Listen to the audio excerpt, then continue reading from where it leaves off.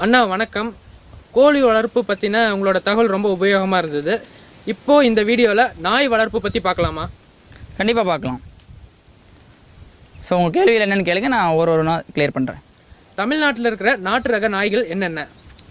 தமிழ்நாட்டை பார்த்தீங்கன்னா நிறையா ரிச் ரிசோர்ஸ் உள்ள இடம். நாட்டு நாய் மட்டும் கிடையாது, நாட்டு மாடு, நாட்டு கோழி நம்ம நிறையா பார்த்துட்டோம்.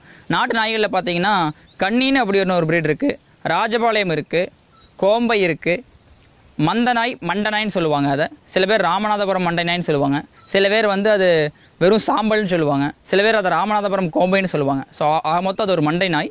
அந்த நாய் இருக்குது. கட்டக்கால் நாய்ன்னு சொல்லக்கூடிய ஒரு டுவார்ஃப் ப்ரீட் இருக்குது. ஸோ இதெல்லாம் நம்ம தமிழ்நாட்டுக்கு உண்டான நாட்டு நாய் வகைகள்.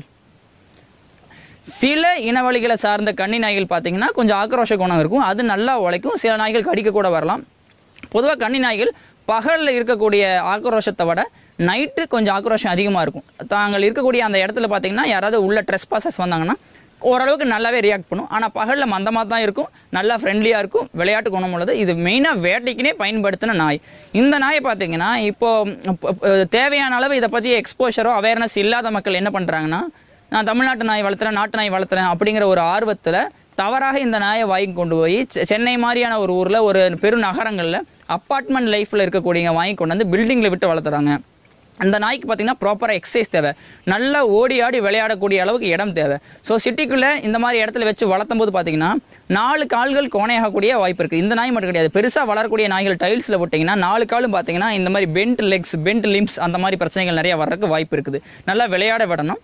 அதே மாதிரி ஒரு இடத்துல போட்டு அடைச்சி வச்சிங்கன்னா இந்த நாய் ஊளை விடுறதுக்கு உண்டான வாய்ப்பு இருக்குது. ஸோ தவறாக நம்மளோட பர்பஸ் என்னன்னு தெரியாமல் வாங்கி கொண்டு போய் வளர்த்துனீங்க அப்படின்னா நாய் ஊளையோடும் விரல் கோணைகள் வரும். அதுக்கப்புறம் நீங்கள் நாட்டு நாய் மேலே குறை சொல்லக்கூடாது. இது வந்து தவறு வந்து மக்களோட தவறு. நமக்கு என்ன தேவை அப்படிங்கிறத ஆராய்ந்து அறிந்து அதுக்கு தகுந்த பிரீடு தான் நீங்கள் வாங்கி வளர்த்தணும். கன்னி நாயை பற்றின அருமையான தகவல் சொன்னீங்க. அடுத்து யார் யார் எந்தெந்த மாதிரி நாயை வாங்கி வளர்க்கலாம்? ஓகே, கன்னி பற்றியான தகவல் நான் தெளிவாக சொல்லியிருப்பேன்னு நம்புகிறேன். அடுத்து பார்த்தீங்கன்னா நம்ம ராஜபாளையம் யார் வளர்த்தலாம் அப்படிங்கிறத பார்க்கலாம். ராஜபாளையம் நாய் அப்படிங்கக்கூடிய நாய் வந்து ராஜபாளையம் பகுதிகளில் அதிகமாக காணப்படக்கூடிய நாய், அதனால் அதுக்கு பேர் ராஜபாளையம்னே வச்சுட்டாங்க. இந்த நாயோட அப்பியரன்ஸ் பார்த்திங்கன்னா மில்க் ஒயிட் அப்படின்னு சொல்லக்கூடிய பால் வெள்ளை நிறத்தில், பால் ரோஸ்ன்னு சொல்லுவாங்க. பிங்க் கலரில் நோஸ் இருக்கும், அதோட மூக்கு பார்த்திங்கன்னா ஒரு பிங்க் கலரில் இருக்கும். அதுக்குரிய பா சைஸ் எல்லாமே பார்த்திங்கன்னா பிங்க் கலர் இருக்கும். ஒரே நிறம் தான், இதில் பேட்ச் வராது. ப்ரௌன் நிறமோ சட்டையோ கருப்போ இந்த மாதிரி நிறங்க, சிங்கிள் கலர் டாகாக இருக்கும், ஒரே வெள்ளை நாயாக இருக்கும். இந்த நாய் பார்த்திங்கன்னா அளவான பெருவெட்டில் கண்ணி அளவு உயரம் இருக்காது. இதுக்கு அடுத்த ஒரு உயர ரேஞ்சில் ஒரு 27-26 இன்ச்சு உயர ரேஞ்சில் இருக்கும். நல்லா உடம்பு அதிகமாக இருக்கும், தலை பெருசாக இருக்கும், மண்டை பெருசாக இருக்கும், வாயெல்லாம் ஹெவி ஜா உள்ள நாயாக இருக்கும், மடிகாதாக இருக்கும். இந்த நாய் ஒரே நிறம் தான், வெள்ளை நிறம் மட்டும்தான். இந்த நாய் பார்த்திங்கன்னா நல்ல காவலுக்குரிய நாய், நல்ல காவல் காக்கும். இதோட மெயின் பர்பஸ் பார்த்திங்கன்னா இதையும் ஒரு காலத்தில் வந்து வேட்டை லீகலாக இருந்த காலத்தில் வந்து இதை பண்ணி வேட்டைக்கு, காட்டு பண்ணி வேட்டைக்கு தான் பயன்படுத்திட்டு இருந்தாங்க. அதனால் இங்கிலீஷில் இதுக்கு பேர் போர் ஹவுண்டுன்னு கூட சொல்லுவாங்க. ஹவுண்ட் அப்படிங்கிறது இந்த மாதிரி வேட்டை இனங்கள் நாய் வகைகள் சார்ந்தது. இது பண்ணி வேட்டைக்கு போனதுனால போர் ஹவுண்டுன்னு சொல்லுவாங்க. இந்த நாய் பார்த்திங்கன்னா ஒரு பெடிகிரி லுக் இருக்கும், ஒரு நல்ல இம்போர்ட்டட் ப்ரீடோட அமைப்பும் அழகும் லட்சணமும் இருக்கும். ஸோ நான் டவுனில் இருக்கேன், எனக்கு நல்ல காவல் காக்கிற நாய் வேணும், நான் வீட்டில் வளர்த்தணும் அப்படிங்கிறவங்க, ஆக்ரோஷமான நாய் வேணுங்கிறவங்க இந்த நாயை நீங்கள் ப்ரிஃபர் பண்ணலாம். இந்த நாய்க்கு பார்த்திங்கன்னா நல்ல ஒரு பெரிய ஓடக்கூடிய இடம் இல்லைனாலும் ஒரு பேக் யார்டில் கொஞ்சம் இடம் இருந்தால் போதும், ஒரு மினியேச்சர் எக்ஸசைஸ் இருந்தால் போதும், ஒரு சின்ன எக்ஸசைஸ் கொடுக்குற மாதிரி இடங்கள் இருந்தால் போதும், கொஞ்சம் ஓடி ஆடி வீட்டை சுற்றி வந்தால் போதும். நல்ல நீட்டான டைல்ஸ், மார்பிள்ஸ் இந்த மாதிரி இடத்துல மெயின்டைன் பண்ணலாம். ஆனால் கட்டும் போது கட்டுற இடம் மட்டும் வலுவலுன்னு இருக்கக்கூடாது. ஒரு கட்டாந்த சிமெண்ட் தர மாதிரியோ மண் தர மாதிரியோ இருக்கணும். மற்றபடிக்கு இந்த நாய் நீட்டாக மெயின்டைன் பண்ணால் காவலுக்கு நல்லா உகந்த நாய். இது ஒரு ஒன் மேன் டாக் தான். எல்லாரும் போய் இதில் போய் குழந்தைகளோ ரிலேட்டிவ்ஸோ போய் தொட்டு விளையாடக்கூடிய ப்ரிஃபர் பண்ணக்கூடிய நாய் கிடையாது. ஒரு ஃபேமிலி மெம்பர்ஸோட கொஞ்சம் க்ளோஸாக இருக்கும். வெளியாட்கள் தொட்டாலோ அதை வம்பிழுத்தாலோ கொஞ்சம் இரிட்டேட் ஆகி கடிக்கிறதுக்கு உண்டான வாய்ப்பு இருக்குது. இது கொஞ்சம் ஆக்ரோஷமான நாய், பார்க்க மிகவும் அழகாக இருக்கும். நல்ல ஒரு பிராண்ட் வேல்யூ உள்ள நாய். அதே போல் கன்னி மாதிரி ஒரு லாங் டிஸ்டன்ஸ் ரன்னிங்க்கோ இல்லை ஒரு சேசிங்க்கோ வேட்டைக்கோ வந்து கன்னி அளவுக்கு வேட்டைக்கு இதை பயன்படுத்தலை, பண்ணி வேட்டைக்கு மட்டும் பயன்படுத்தினாங்க. இப்போ இது ஒரு நல்ல காவல் நாயாக செயல்பட்டு வருது. இந்த நாயில் ஏதாவது டிஸ்அட்வான்டேஜ் இருக்கா? ஓகே, கண்டிப்பாக சொல்கிறேன். ஒரு நேட்டிவ் ப்ரீட் அப்படிங்கிறதுக்காக 100% நம்மளது பெஸ்ட் அப்படின்னு நம்ம சொல்லிட முடியாது. அதில் இருக்கிற குறை நிறைகளை தெரிஞ்சால் தான் அந்த நாயை அடுத்த தலைமுறைக்கு நம்ம எடுத்துகிட்டு போக முடியும். ராஜபாளையத்தில் பார்த்தீங்கன்னா multiple gene pools of Rajapalayam கண்டிப்பாக கிடையாது. அதனால் என்ன பண்ணுவாங்கன்னா ராஜபாளையம் பகுதியில் உள்ள மக்கள் வந்து இன்பிரீடிங் பண்ணுறதுக்கான பாசிபிலிட்டிஸ் அதிகமாக இருக்குது. இதனால் என்ன பிரச்சனைனா காது கேட்காத குட்டி, கண்ணு பார்த்தீங்கன்னா ஒரு மாதிரி பூனைக்கண் மாதிரி குட்டி விடுவோம். அந்த குட்டிகளுக்கு காது கேட்காமல் இருக்கிறதுக்கு வாய்ப்பு இருக்குது. ஸோ குட்டி வாங்கும்போது பார்த்து வைங்களேன்னா உங்களுக்கு செவிட்டு குட்டி கைக்கு வந்து சேர்றதுக்கு உண்டான வாய்ப்புகள் இருக்குது.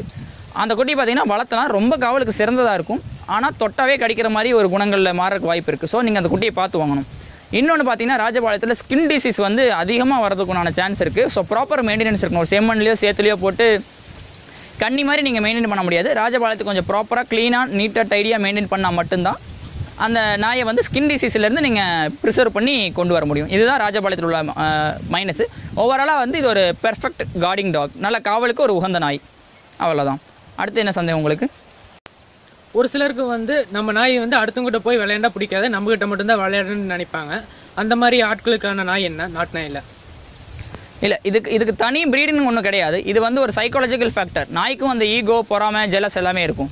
ஸோ அந்த குட்டிகளோட விளையாட வேண்டியது, ஒரு நாய் வாங்கிட்டு போகிறோம்னா நம்ம செயினில் போட்டு பேக் யார்டில் கட்டி போடாமல் அந்த குட்டிகளோட கொஞ்சம் நேரம் அவுத்து விட்டு ஃபேமிலியோட மிங்கிளாக வைக்கணும், விளையாட வைக்கணும். அதுக்குன்னு ஒரு considerable time, effort and energy நீங்கள் ஸ்பெண்ட் பண்ண முடியுங்கிற நம்பிக்கை இருந்தாலும் மட்டும்தான் ஒரு நாய்க்குட்டி நீங்கள் இருக்கணும். அது எந்த ப்ரீடாக இருந்தாலும் சரி, நாட்டு நாயாக இருந்தாலும் சரி, ஒரு இம்போர்ட்டட் ப்ரீடாக இருந்தாலும் சரி, அதுக்குன்னு தனி ப்ரீடு கிடையாது. எந்த நாய் வாங்கினாலும் அதுக்கு நீங்கள் ப்ராப்பராக டைமும் கேரும் நீங்கள் கொடுத்தே ஆகணும். இல்லை அப்படின்னா அது சைக்காலஜிக்கலாக அஃபெக்ட் ஆகிறதுனால தான் உங்களுக்கு அந்த அதிகமான ஓலை ஓடுற பிரச்சனை, அழுகிற பிரச்சனை, டென்ஷன் ஆகி அரகன்ஸில் உழைக்கிற பிரச்சனை, சில டைம் கேட்டு கம்பியெல்லாம் பிடிச்சி கடிக்கும், துணியெல்லாம் பிடிச்சி கழிக்கும். இதெல்லாம் வந்து ஹை லெவல் ஆஃப் இரிட்டேஷனில் வரக்கூடிய சைக்காலஜிக்கல் சிம்டம்ஸ். இதுக்கு வந்து நீங்கள் கண்டிப்பாக நாயோட நல்ல டைம் ஸ்பெண்ட் பண்ணணும், அதோட கொஞ்சம் விளையாட்டு கட்டணும். அது எந்த ரக நாயாக இருந்தாலும் இதுதான் நிலைமை. சில பேர் வந்து நம்ம நாட்டு நாய் பார்த்தீங்கன்னா ராஜபாளையம், அதுக்கப்புறம் வந்து கன்னி, இதெல்லாம் பார்த்தீங்கன்னா வந்து ரொம்ப நீளமாக இருக்குது, ரொம்ப குட்டியான நாய் தான் நிறைய பேர் விரும்புகிறாங்க. அவங்களுக்கான நாய் வகை என்ன நாட்டு நாயில்? ஓகே, இது வந்து ஒரு முக்கியமான நல்ல கேள்வி. இது என்னன்னா, சில பேர் வந்து வீடு இடம் சிறுசாக இருக்குது, நாங்கள் ரொம்ப அப்பார்ட்மெண்ட் லைஃப்பில் இருக்கோம், ரொம்ப குறுகிய இடத்துல நாங்கள் வாழ்ந்துட்டு இருக்கோம், ஆனால் எங்களுக்கு ஒரு காவலுக்கு ஒரு நல்ல நாய் வேணும், எங்களுக்கு ஒரு பெட் வேணும் அப்படிங்கிறவங்களுக்கு வந்து நாட்டு நாய் இல்லையே, நாட்டு நாய் எல்லாமே பெருசாக இருக்குது, ஜெய்ஜெண்டிக்காக இருக்குது, நீளமாக இருக்குது, பார்க்க பயமாக இருக்குது அப்படிங்கிற மாதிரி சில பெண்களும் குடும்ப தலைவிகளும் எங்ககிட்ட பேசினாங்க. அதுக்கு தமிழ்நாட்டில் பிரீட் இல்லை அப்படின்னு இல்லை. கட்டக்கால் டுவார்ஃப் பிரீட் அப்படின்னு சொல்லக்கூடிய பிரீடை நான் வந்து நிறைய இடத்துல பார்த்துருக்கேன். இதோட பகுதி மோஸ்ட்லி நாகப்பட்டினம், காரைக்கால், பாண்டிச்சேரி பகுதிகளில் கூட பார்த்துருக்கேன். சில ஆண்டுகளுக்கு முன்னாடி நானே அதை ஒரு குட்டி எடுத்துக்கொண்டாந்து இங்கே ப்ரிசர்வ் பண்ணி வச்சிருக்கேன். அதுக்கு பேர் கட்டக்கால்னு சொல்லுவாங்க, டுவார்ஃப் பிரீட். இங்கிலீஷில் பார்த்தீங்கன்னா டச் ஹவுண்டுன்னு சொல்லக்கூடிய டேஷ் அண்ட் நாயோட உடலமைப்பு எப்படி இருக்கும், குட்டையாக நீளமாக வரும்ல, அதே மாதிரி பியூர் நாட்டு நாயா, உயரம் கம்மியாக, அளவான பருவத்தில், ஜீரோ மெயின்டெனன்ஸில் நமக்கு பிரீட் இருக்குது. அதுக்கு பேர் கட்டக்கால் பிரீட், டுவார்ஃப் பிரீட். அது கண்டிப்பாக இருக்குது. நல்லா வளர்த்தினா நல்ல ஒரு பெட்டாக இருக்கும், காவலும் காக்கும், நல்லா வீட்டுக்கும் தேவையான அளவுக்கு பாதுகாப்பு கொடுக்கும். சின்ன இடம் இருக்கவங்க, மினியேச்சர் டாக் ப்ரிஃபர் பண்ணுறவங்க கண்டிப்பாக இந்த கட்டக்கால் நாயை நீங்கள் பார்க்கலாம், தெரிஞ்சுக்கலாம். இதை பற்றி இன்னும் நீங்கள் வந்து இந்த மாதிரி சேனல்ஸ் வந்து அதிகமாக நீங்கள் அதுக்குண்டான அவேர்னஸை மக்களுக்கு கொண்டு போய் சேர்த்த வேண்டியது உங்களோட கடமை. அந்த பிரீட் நேம் கட்டக்கால் டுவார்ஃப் பிரீட். அதிகமாக நாகப்பட்டினம், காரைக்கால், பாண்டிச்சேரி பகுதிகளில் நான் பர்சனலாக பார்த்துருக்கேன். கோம்பைன்னு சொன்னீங்க, மந்த நாயின்னு சொன்னீங்க, அது எதுக்காக? கோம்பைன்னு சொல்லக்கூடிய நாய் வந்து வரலாற்றில் ரொம்ப பெரிய இடம் பிடிச்ச நாய். ரொம்ப அதிகமாக மக்கள் இன்னைக்கு காலகட்டத்தில் கன்னி, ராஜபாளையத்தோடவே அதிகமாக விரும்பக்கூடிய நாய் பார்த்தீங்கன்னா கோம்பை நாய். இது பார்த்தீங்கன்னா மர கலர்னு சொல்லுவாங்க.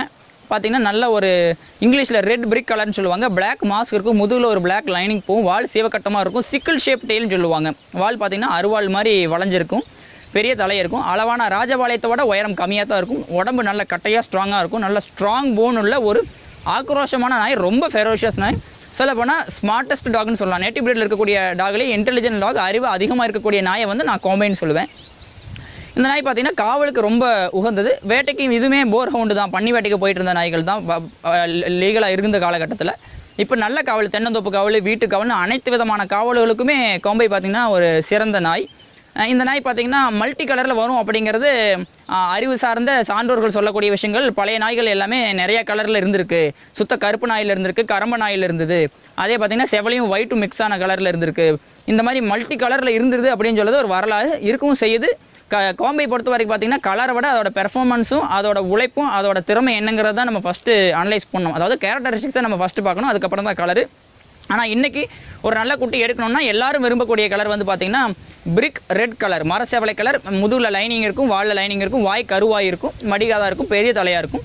இந்த நாயில் என்ன மைனஸ் பார்த்திங்கன்னா ரொம்ப ஒரிஜினல் வெர்ஷன் கோம்பை இருக்குதா அப்படிங்கிறது இன்னமே வந்து ஒரு பெரிய கேள்விக்குறி தான். அங்கங்கே கரூர், கோயம்புத்தூர், பொள்ளாச்சி, மெட்ராஸில் சிறந்த வளர்ப்பாளர்கள் அங்கங்கே ஒரு நாய் வச்சு ப்ரிசர்வ் பண்ணிட்டு இருந்திருக்காங்க. அவங்க வந்து ப்ரீட் என்ஹான்ஸ்மெண்ட் ப்ரோக்ராம் மூலயமா நல்ல குட்டிகளை உற்பத்தி பண்ணிட்டு இருக்காங்க. மக்களுக்கு இலவசமாகவும் கொடுக்குறாங்க, நல்ல குட்டிகளை நல்ல விலைக்கும் கொடுக்கவும் செய்கிறாங்க.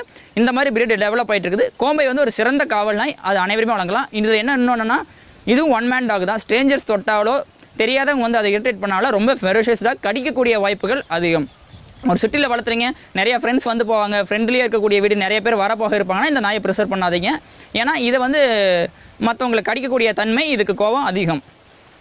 அடுத்து பார்த்தீங்கன்னா மண்ட நாயின்னு சொல்லக்கூடிய ராமநாதபுரம் மாவட்டத்தில் இப்போ ரீசெண்டாக நிறையா மக்கள் அதை ஆர்வப்பட்டு அதை ப்ரொமோட் பண்ணிகிட்டு இருக்காங்க. அது ஒரு நல்ல விஷயம். நாய் பார்த்தீங்கன்னா இது ஒரு ராஜபாளையோட இன்னும் கொஞ்சம் உயரமாகவும் உடம்பாகவும் இது மல்டி கலர் இருக்கும். இதில் அதிகமாக பார்க்கக்கூடிய கலர் ப்ரிடாமினன்ட் கலர்னு சொல்லக்கூடியது சாம்பல். அதனால் சில பேர் ராமநாதபுரம் சாம்பல்னு சொல்லுவாங்க, சாம்பல் நாயின்னு சொல்லுவாங்க, சில பேர் மண்ட நாயின்னு சொல்லுவாங்க. மந்தைய ஆடு மாடுகள் காவலுக்கு இது ஆடு மேய்க்கல கூட போயிட்டு இருந்ததுனால சில பேர் மந்த நாயின்னு கூட சொல்கிறாங்க. சில பேர் இது வந்து ராமநாதபுரம் கோம்பைன்னு சொல்கிறாங்க. பேர் காரணங்கள் வந்து வெவ்வேறமாக இருக்கலாம். ஆனால் வந்து இது வந்து பார்த்திங்கன்னா ஒரு பெரிய நாய், நல்ல காவலுக்குரிய நாய். ஆடு மாடு வளர்த்துறவங்க காவலுக்கு இந்த நாயை கூட எடுத்துகிட்டு போவாங்க, வருவாங்க. இது காவலுக்கும் பயன்படுத்தலாம், இந்த மாதிரி விவசாய பூமிகளுக்கும் காவலுக்கு பயன்படுத்தலாம். இது ஒரு மல்டி பர்பஸ் டாக். இது மக்கள் நிறைய பேர் ப்ரிஃபர் பண்ணிட்டு இருக்காங்க. இது மல்டி கலரில் வரும். செவலையில் இருக்குது, கரம்பையில் இருக்குது, சாம்பலில் இருக்குது, இதெல்லாம் மிக்ஸான கலர்லையும் இருக்குது. அதிகமான கலர் சாம்பல் கலர். இது மக்கள் ப்ரிஃபர் பண்ணிட்டு வந்துட்டு இருக்காங்க. நாட்டு நாய் பற்றின உங்களோட தகவல் ரொம்ப உபயோகமாக இருந்தது. ரொம்ப நன்றி. நன்றி. மறக்காமல் இந்த சேனலை சப்ஸ்கிரைப் பண்ணிடுங்க.